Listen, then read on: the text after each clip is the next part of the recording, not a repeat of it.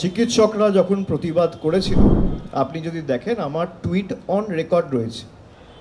যখন তারা প্রতিবাদ করেছিল আমি বারবার বলেছিলাম যে তারা যে বিষয় নিয়ে প্রতিবাদ করছে সেটা ন্যায্য, যে দাবিগুলো নিয়ে প্রতিবাদ করছে তাদের সুরক্ষা, এগুলো ন্যায্য। সুতরাং চিকিৎসকদের হাত আমি আজকে বাড়াইনি। সর্বস্তরের মানুষের সাথেই তৃণমূল কংগ্রেসের প্রত্যেকটা জনপ্রতিনিধির সুসম্পর্ক রয়েছে। আপনারা বলছেন কি পরিস্থিতি তৈরি হলো আমায় করতে হচ্ছে আজকে স্বাস্থ্য শিবির। আমি যদি 3 ধাপ নামিয়ে গরিব মানুষকে পরিষেবা দিতে চাই, এর মধ্যেও আপনারা কেন কিছু রাজনীতি খুঁজতে চাইছেন? আমি যখন শ্রদ্ধার্ঘ্য করেছিলাম তখন তো আপনি জিজ্ঞেস করেননি। আমি যখন কোভিডের সময়, লকডাউনের সময় গরিব মানুষকে বাড়িতে খাবার পৌঁছে দিয়েছিলাম তখন তো আপনি জিজ্ঞেস করেননি। আমি যখন এই দুর্গাপুজোয় আজ থেকে 2 মাস আগে 70,000 মানুষের বাড়িতে আমাদের প্রতিনিধিদের পৌঁছে দিয়ে কাপড় ঘরে পৌঁছে দিয়েছিলাম তখন তো আপনি জিজ্ঞেস করেননি। হঠাৎ আজকে জিজ্ঞেস করছেন কেন? আমার কাজ মানুষকে পরিষেবা দেওয়া, সেটা বসন্তেও হতে পারে, সেটা গ্রীষ্মেও হতে পারে, সেটা হেমন্তেও হতে পারে, সেটা শীতেও হতে পারে, সেটা জানুয়ারিতেও হতে পারে, ডিসেম্বরেও হতে পারে, ফেব্রুয়ারিতেও হতে পারে, এপ্রিলেও হতে পারে। কোনো সীমাবদ্ধতা নেই। আমি চেষ্টা করেছি আরও 4 ধাপ নামাতে। আমি প্রথমে কি বললাম, আমার কথাটাই আপনি শুনলেন না। আমি বললাম একটা প্রাইমারি হেলথ সেন্টার একটা ব্লকে একটা আছে। এবার একটা ব্লকে যদি আমার 150 বুথ থাকে, আমার সেখানে 30টা কমপক্ষে স্বাস্থ্য শিবির হবে। তো উপকারটা কার? মানুষের।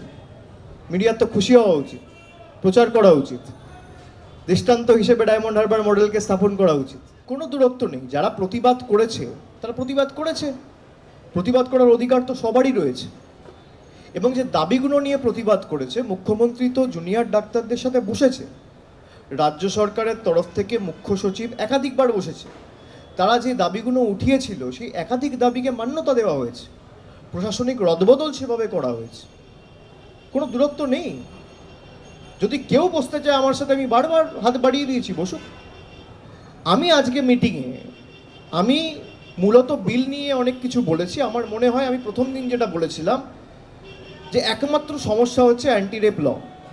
আমি আমতলা থেকে দাঁড়িয়েই বলেছিলাম যে সরকার আনুক, আমরা সমর্থন করব। তো সরকার তো আনেনি। আমি সেটাই ওদের বললাম যে আমরা আমাদের বিধানসভায় অপরাজিতা বিল পাস করে বিএনএসএস-এর অ্যামেন্ডমেন্ট করে রাজ্যপালের কাছে পাঠিয়েছি। রাজ্যপাল সেটা রাষ্ট্রপতির কাছে পাঠিয়েছে। রাষ্ট্রপতির কাছে প্রায় 2 মাস হতে চললো, বিলটা পড়ে আছে, আটকে রয়েছে। এই বিলটা যদি ছেড়ে দেওয়া হয়, এটা যদি আইনে পরিণত হয়, তাহলে যেই এই ঘটনা ঘটাক, এই মানে দানব গুণর আমি মনে করি সমাজে বেঁচে থাকার কোনো অধিকার নেই। মানে মহারাষ্ট্রতে আপনি দেখেছেন বদলপুরে, জায়গাটার নাম কি বদলাপুর না বদলপুর, বদলাপুর, স্কুলে পড়ুয়া ক্লাস 2তে পড়ে, 3তে পড়ে, বাচ্চাদের হেনস্থা হতে হয়েছে। তো কেন্দ্র সরকার কিন্তু তো আটকায়নি। তাদের কাছে সংখ্যাগরিষ্ঠতা রয়েছে, তারা কেন্দ্রে রয়েছে, মানুষ তাদের নির্বাচিত করেছে। তারা যদি অর্ডিন্যান্স করে দিল্লি সরকারের ক্ষমতা কুক্ষিগত করে রাখতে পারেন, তারা যদি অর্ডিন্যান্স করে ইডি ডাইরেক্টরের মেয়াদ বাড়াতে পারেন, তাহলে তারা অর্ডিন্যান্স করে একটা অ্যান্টি রেপ বিল আনছেন না কেন? 6 মাসের মধ্যে ভোটাভুটি হবে। আর সংখ্যা কম পড়লে তৃণমূল কংগ্রেসের 29 জন অ্যান্টি রেপ লয়ে ভোট দেবে। আনুন, কেউ তো বারণ করেনি। আমি ছাত্র পরিষদের প্রতিষ্ঠা দিবস থেকে মেয়র রোডে ঘোষণা করেছিলাম আমি প্রাইভেট মেম্বার বিল আনব। তারপরে রাজ্যের বিধানসভায় অপরাজিতা বিল পাস হয়। এই বিলটা কার্যকরী হলে আর প্রাইভেট মেম্বার বিল আনতে হবে না, আর যদি না হয় আমি প্রাইভেট মেম্বার বিল আনবো। কিন্তু প্রাইভেট মেম্বার বিলের অনেক বাধ্যবাধকতা থাকে। লটারি হয়, ওই সেশনে উঠবে কি উঠবে না আপনি জানেন না, তো আবার পরের সেশনে ট্রাই করতে হবে। তো সেটা 6 মাসও হতে পারে, 1 বছরও হতে পারে, 5 বছরও হতে পারে। ভাগ্যে ঝুলছে। লটারি করে চিটের মতো উঠবে, তারপর আপনার বিল নিয়ে আলোচনা আপনি সুযোগ পাবেন, মোশন মুভ করতে পারবেন, না তো পারবেন না। কিন্তু এটা হয়ে গেলে প্রাইভেট মেম্বার বিল লাগবে না। আমি সেটাই ওদের বিস্তারিত বলেছি। আগে তো শুরু করি, মানুষের কি প্রতিক্রিয়া দেখি। মানুষের প্রতিক্রিয়া ভালো হলে আমি নিশ্চিতভাবে জানাবো। এবং যেখানে যেখানে আমি মানুষের যা প্রতিক্রিয়া পেয়েছি, যদি কোথাও কোনো ইতিবাচক প্রতিক্রিয়া পেয়ে থাকি আমি জানিয়েছি।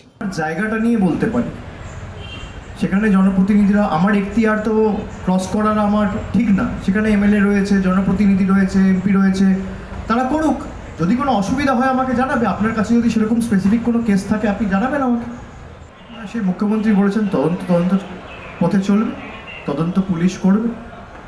ইনভেস্টিগেটিং এজেন্সি যদি তদন্ত করে কিছু দেখে কারোর অবহেলা বা গাফিলতির কারণে একটা প্রাণ হারিয়েছে, তারা সে ব্যবস্থা নেবে। তার জন্য বিচার ব্যবস্থা আছে, পুলিশ আছে, আইন আছে, প্রশাসন আছে।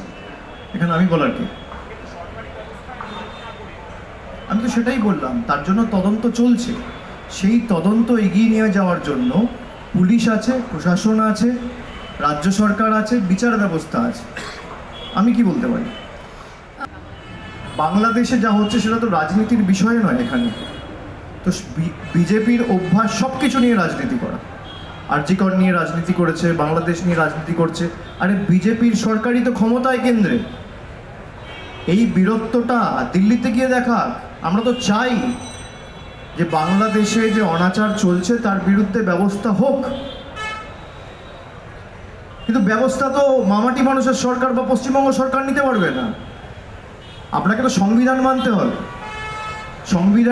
সংবিধানে 3টে লিস্ট আছে, state list, union list, concurrence list.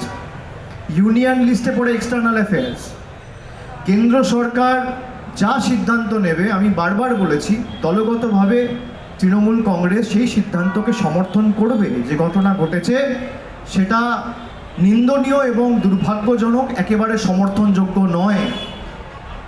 যারা এখানে বীরত্ব দেখাচ্ছে তাদের তো উচিত দিল্লিতে গিয়ে বীরত্ব দেখানো।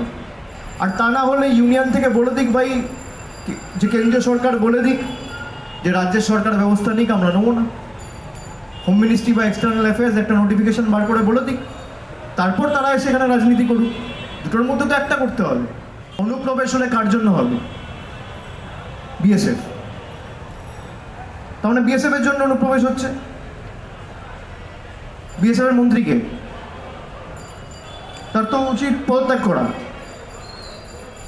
আরে বর্ডার কি পশ্চিমবঙ্গ পুলিশ পাহারা দেয়? বর্ডার কে পাহারা দেয়? এসব গল্প অনেক দিন ধরে, 10 বছর ধরে এসব গল্প চলছে। মানুষ বোকা নয়। আমি পাহারাদার, আর আমার গাফিলতির কারণেই যদি অনুপ্রবেশ হয় তাহলে দায় তো আমার। এখানে পাহারাদার তো অমিত শাহ, কেন্দ্র সরকার, স্বরাষ্ট্রমন্ত্রী। বিএসএফ তো কেন্দ্রীয় সরকারের স্বরাষ্ট্র দপ্তরের অধীনে। তো কী করে অনুপ্রবেশ হয়? ব্যাপার। আমি কি বলতে পারি? আমরা আমাদের দাবি নিয়ে আমাদের অবস্থান স্পষ্ট করেছি যে বাংলার দাবিকে আমরা অগ্রাধিকার দেবো। বাংলার যে গরিব মানুষের টাকা, 100 দিনের টাকা তো এখনো আটকে রেখেছে। বাড়ির টাকা বন্ধ, রাস্তার টাকা বন্ধ, এগুলো নিয়ে আগে আমরা আলোচনা চাই সংসদে। জিএসটির টাকা এখনো বন্ধ করে রেখেছে। তা আপনারা এই প্রশ্নটা গিয়ে কংগ্রেসকে জিজ্ঞেস করুন যে আমি বলেছি বাংলার দাবিকে আমি অগ্রাধিকার দেবো, তাদের অবস্থান কি? আমি তো উত্তর দিলাম, তারা উত্তর দিক, তারপর রিয়াকশন নেবেন আমার থেকে। ঠিক আছে, দল যদি মনে করেছে, দল শৃঙ্খলা রক্ষা কমিটি তৈরি করেছে, পার্লামেন্টের একটা আলাদা কমিটি তৈরি করেছে, পরিষদীয় দলে বিধানসভার জন্য একটা আলাদা কমিটি তৈরি করেছে, যাদের যোগ্য মনে করেছে তাদের জায়গা দিয়েছে। তারা কতটা যোগ্য, কতটা দক্ষ আগামী দিনে তাদেরকে প্রমাণ করতে হবে। আমি যখন যে দায়িত্ব পেয়েছি আমি আমার সামর্থ্য অনুযায়ী চেষ্টা করেছি, সম্মুখ সমরে লড়াই করেছি। সাংগঠনিক দায়িত্বে আমি যখনই ছিলাম, দল যে দায়িত্ব দিয়েছে, আমি নির্বাচনের সময় আপনারা দেখেছেন আমি করেছি। দল যাদেরকে দায়িত্ব দিয়েছে আমি মনে করি দলের সিদ্ধান্ত শিরোধার্য। তারা কতটা দক্ষ, তারা কতটা পটু, তারা কতটা পরীক্ষিত, প্রমাণ তাদের করতে হবে। তা আপনি দেখছেন, আমার বলার কি আছে এখানে? এটা স্টোরি হয়েছে, প্রত্যেকটা খবরের কাগজে আজকে বেরিয়েছে। তথ্য পরিসংখ্যান তো মিথ্যে কথা বলে না। তথ্য যদি বলে জিডিপি নেমে গেছে, এবং জুলাই, আগস্ট, সেপ্টেম্বরের রিপোর্টগুলো আপনারা দেখেছেন।